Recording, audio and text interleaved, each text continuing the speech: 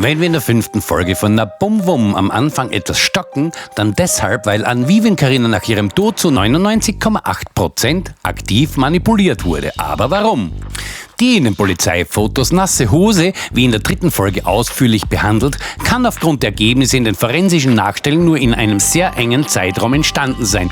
Und das nur während der Polizeiarbeit. Wir wollen es nicht glauben. Diese Testergebnisse lüften wir etwas später im Film. Zuvor werden wir den Versuchsaufbau wegen den seltsamen Spuren an der Reckstange vorstellen und mit welchen Mitteln wir das nachzustellen versuchen. Auch werden wir das Rätsel um den nur einen Schlüssel lüften, eben warum wieder des Polizeiberichts nicht 2 Schlüssel da sein konnten. Na bum bum, Folge 5. Wie wir in der letzten Folge gezeigt haben, gab es auf der Reckstange Risse, verrutschte Spuren und Abdrücke, wo die Vermutung im Raum steht, dass Vivian Karina hochgezogen wurde, um es dann wie einen Suizid aussehen zu lassen. Hier auf dem Ledersofa könnt ihr einen weißen Riemen und 2 Schals sehen. Der Riemen könnte vom Aussehen und der Länge her einigermaßen mit den weißen Riemen der Polizeifotos entsprechen. Die ungefähre Länge des Riemens haben wir anhand dieser Fotos errechnet. So weicht die Länge kaum von einem gekauften Standardriemen um ca. 10 Euro ab. Die beiden Schals unterscheiden sich in ihrer gewebten Form. Einer hat ein markantes Muster in der Länge des Schals, welcher möglicherweise die eigenartigen Riefen in der Reckstange verursachen könnte. Obwohl Vivians Schal ein hellgrauer, schräg zur Länge gewebter Wollschal war, welcher dazwischen mit sehr dicken und weichen, eher weißen Wollfäden verziert war. Und dann haben wir noch einen simpel gewebten Schal, welcher aber im 2. Versuch eingesetzt wird, um Rückschlüsse auf den hinterlassenen Abdruck bei etwa 50 Kilogramm auf der Reckstange zu bekommen. Passt dieser zu dem Abdruck, den wir aus dem Birik heraus erwarten? Bevor wir den Riemen und den ersten Schal mit markantem Muster auf die Reckstange hängen, befestigen wir diesen an einer Gymnastikmatte, um den Hals nur ansatzweise zu simulieren. Da wir dann oberhalb die Seile für das 50 Kilogramm Gewicht befestigen, soll diese Rolle den ersten Impuls abfangen, welcher entsteht, wenn wir dieses Gewicht ca. 50 cm weit hinunterfallen lassen. Diesen Versuch machen wir am Freitag um 17:40 Uhr und lassen das dann bis zum nächsten Tag gegen Mittag so hängen, damit wir sehen, welche Abdrücke zurückbleiben, beziehungsweise ob es zu Rissen in der Schaumstoffpolsterung kommt. Den 2. Versuch machen wir dann nach der Auswertung des 1. Versuchs. Hierbei werden wir an einer anderen Stelle ein Hineindrücken eines Körpers, also eine Strangulation in den Schal und den Riemen simulieren. Und auch diesen Versuch lassen wir dann wieder bis zum nächsten Tag so hängen, um die zurückgebliebenen Spuren auszuwerten.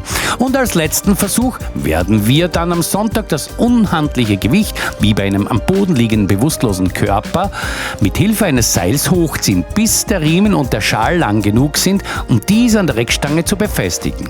Kommt es dabei zu den Rissen und Spuren, welche durch ein Darüberrutschen des Riemens bzw. eines Seils hervorgerufen werden könnten?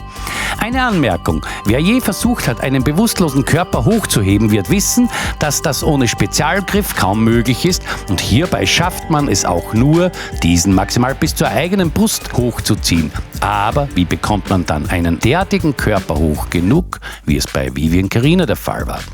Jetzt sind wir in der Wohnung von Vivian und bauen alles auf. Der Riemen ist fast zu kurz, um diesen sinnvoll an der Stange zu befestigen. Das auch deshalb, weil der simulierte Hals um 10 cm mehr Umfang hat, als es der Halsumfang von Vivian war. Aber es geht hier um die Abdrücke und daher sind diese 10 cm nicht relevant. Ich muss als fast 180 cm großer Mann und mit einem Gewicht von 75 Kilo immense Kraft aufwenden, damit ich es schaffen kann, den Riemen sicher an der Reckstange zu befestigen. Für eine Frau wie Vivian wäre das schwerste Kraftarbeit gewesen, vermuten wir. Auch der Schal ist nicht so einfach zu befestigen, wie wir es im ersten Moment dachten. Hierbei fällt aber auf, da wir Rechtshänder sind, dass die Krawattenknoten ähnlicher Art wie beim Polizeifoto sichtbar eher von Linkshänder und innen gebunden wurden. Vivian war Rechtshänderin. Außerdem fragten wir uns schon, warum diese Strangmittel überhaupt in dieser fast kunstvollen Art befestigt wurden. Denn das ist für jemanden, der sich unmittelbar darauf das Leben nehmen will, sehr eigenartig, weil es nur viel Zeit und Kraft benötigt. Außerdem, wie kommt jemand kurz vor einem Suizid auf die Idee, 2 verschiedene Strangmittel zu nehmen? Und wie schafft man es aufgrund des unterschiedlichen Materialverhaltens, diese so exakt am Hals zu befestigen, dass danach der Schal und der Riemen einen sichtbaren Abdruck hinterlassen konnten? Irgendwie komisch alles, oder? 3, 2, 1 und oje! Der Riemen ist einfach abgebrochen, als das Gewicht von 50 Kilogramm Richtung Boden fiel. Ist der Versuch gescheitert? Nein, denn der Schal hängt und wir hoffen morgen dann einen eindeutigen Abdruck zu bekommen. Außerdem hält ein Standardriemen aus Leder gefertigt den Impuls von 50 Kilogramm 50 Zentimeter frei fallend nicht aus, da dieser scheinbar ein anderes Dehnverhalten als der Schal hat. Warum hat sich der weiße Riemen auf den Polizeifotos derartig gedehnt, dass dieser dann strichdünn war, aber das ohne zu reißen? Im Prinzip wäre ein 35 cm Sprung in die Höhe sinnlos, weil der nachfolgende 0,24 Sekunden freie Fall mit einer Beschleunigung von 0,29 Meter pro Sekundenquadrat niemals ausreichen kann, damit man sich bei angezogenen Unterschenkeln das Genick brechen könnte. Die Kraft, die auf den Hals wirkt, entspricht etwa 57 Newton. Um mit einer Wahrscheinlichkeit von etwa 30-35% einen Genickbruch zu haben, muss man mindestens 130 cm fallen, darf aber mit den Füßen den Boden nicht berühren.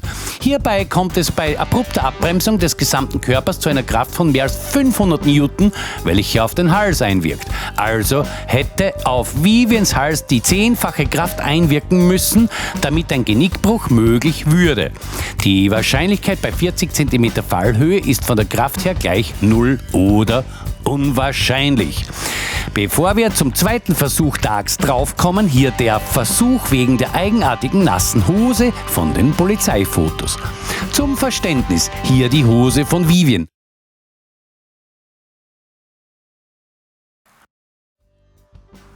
Beim Vater von Vivien fließen die Tränen und er meint: Was für Schmerzen musste ich bis jetzt wegen diesem Wucherstaat ertragen. Und privat gibt es zuhauf Leute, furchtbar an deren Charakter und Gemeinheiten. Und wie viele angebliche Freunde und Innen lassen einen im Stich, wenn man die Wahrheit sagt, die man von Anfang an beweisen konnte. Ihr Ignoranten und Gutmenschen, nichts hat sich in den 100 Jahren seit Karl Kraus geändert. Der einzelne Mensch in der Masse ist nur zum Kotzen und ihr da seid krank und macht andere Menschen krank, bis sie euch gleich sind. Krank. Wir alle sind tief betroffen. Im Prinzip hat der Beitrag keinen Sinn mehr, weil alles gesagt ist. Aber es gibt noch einiges, wo diese Manipulation nur die Spitze des Eisbergs ist. Daher machen wir nach oftmaligen Tief-Luft-Holen einen Vorversuch wegen der Urinflecken. Wir schütten destilliertes Wasser, Urin, Leitungswasser und Urin auf die 4 definierten Flächen. Das tun wir deshalb, da es gerade extrem schwül ist. Die Luftfeuchte beträgt zwischen 65 bis 89% relative Feuchte bei etwa 24 Grad in der Wohnung. Da beim Auffinden von Vivien die Fenster geschlossen waren, die Heizung noch lief und daher etwa 20 bis 22 Grad hatte, betrug in der sehr trockenen Wohnung die relative Luftfeuchte maximal 40%. Daher trocknet unter derartigen Bedingungen vom 30. April eine Jeans mit Sicherheit doppelt so schnell, wenn nicht schneller, als es bei unserem Versuch der Fall ist. Im UV-Test sehen wir schön den Farbunterschied zwischen Wasser und Urin. Danach schütten wir auf die zusammenliegenden Hosenbeine wieder Urin, destilliertes Wasser, Leitungswasser und Urin. Auf der rechten Seite bleibt das schön abgegrenzt, während wir auf der linken Seite etwas zu viel Flüssigkeit erwischt haben. Diese verlaufen sehr schnell ineinander. Im Zeitraffer mit einem Bild pro Sekunde sehen wir den Trockenprozess im 6 Stunden Zeitverlauf. Wir halten alle 1,5 Stunden kurz an, um mit dem Anfang zu vergleichen. Resümee. Schon etwa nach einer Stunde sind die Flecken völlig ineinander verlaufen und kaum mehr als stark feucht zu erkennen. Trotz der hohen Luftfeuchtigkeit ist die Hose relativ schnell nach 3 Stunden fühlbar trocken. Doch die kleinen Lachen sehen fast so aus wie zu Beginn. Kaum etwas davon ist vom Boden verdunstet. Unfassbar. Na bum bum. Na gut, bevor wir das mit der Hose auflösen, zeigen wir das erste Ergebnis des Reckstangentests mit dem Schal. Hier am 27. August um ca. 13 Uhr sehen wir ein vorläufiges Resultat. Wir dürfen nicht vergessen, dass wir noch 5 Tage warten müssen, bis wir die Abdrücke vergleichen dürfen, denn da wurden die hergezeigten Aufnahmen nach den Polizeifotos angefertigt. Springen wir jetzt einen Tag zurück und machen den eigentlichen Urinversuch an einer Jeans. Wir stopfen die oberen Hosenbeine aus, simulieren damit einen anliegenden Körper, da dann mehr Feuchte in der Innenseite verteilt wird. Leider macht die Halterung etwas Probleme, aber legen wir los. Und wir schütten auch noch Urin auf die Oberfläche, damit wir die mögliche Manipulation mit Wasser nachstellen. Schon interessant, wie ein Teil des Urins einfach fast wie durchrinnt. Vor Viven auf dem Boden sind kaum Flecken und hier beim Versuch ist auf dem Boden extrem viel Urin, bis wir einen Teil wegtupfen müssen, damit der früher oder später einsetzende Geruch nicht allzu arg wird. Und jetzt sehen wir uns den Trockenprozess im Zeitraffer an und halten ca. alle 2 Stunden an, wobei die Schwüle unerträglich ist. Hier die aktuellen Werte von der Jubiläumswarte.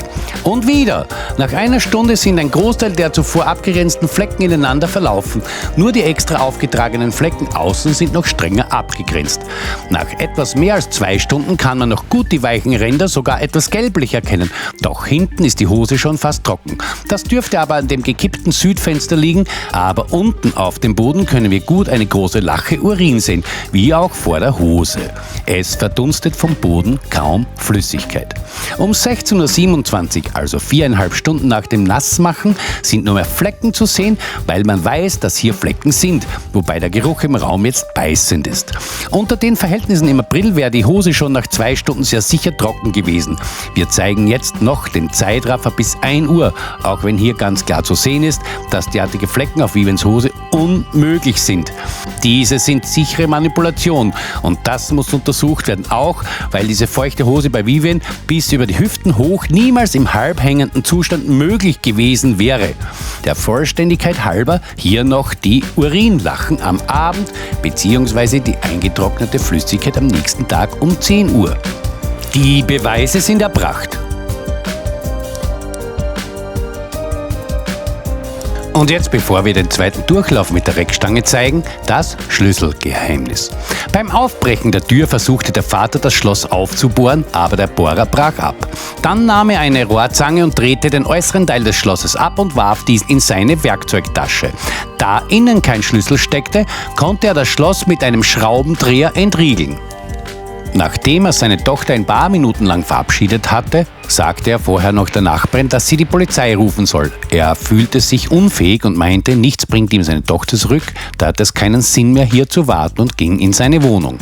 Ein paar Tage später, am 3. März, kamen die engsten Freunde von Viven, um Kleidung für die Bestattung zu holen. Daher bat der Vater diese nur mit Handschuhen zu agieren und bevor sie irgendetwas verändern, das zu fotografieren. Auch die Schlüssel, weil Vivian seit einem Monat permanent den Ersatzschlüssel holte, welcher sinnvollerweise beim Vater war, falls sie einmal ihren Schlüssel verliert, sollten daher die Freundinnen das alles fotografieren. Und als sie ihm die Fotos zeigten, da war ihm klar, dass hier nur ein Wohnungsschlüssel vorhanden ist. Auch fotografierten diese Freundinnen den Kühlschrank, wo noch immer 2 Schlüssel lagen, wobei der eine mit dem schwarzen Band der Schlüssel zur Wohnung vom Vater war. Vivian hatte diesen schon jahrelang, da sie in ihre alte Wohnung kommen und gehen konnte, wann sie wollte. Diese fotografierten aber auch den zweiten Teil des Schlosses, wo dieser lag.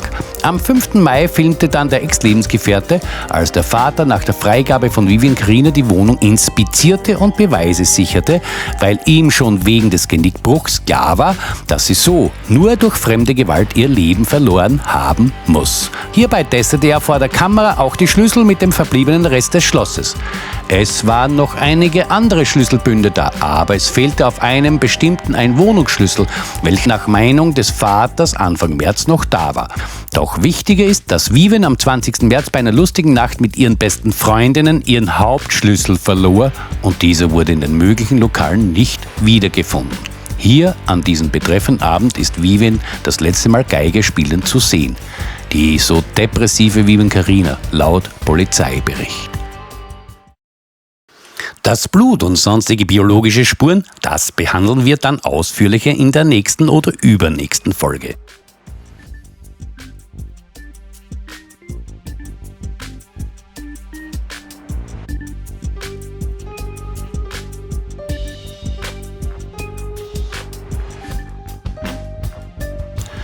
Und jetzt noch der zweite Versuch an der Reckstange.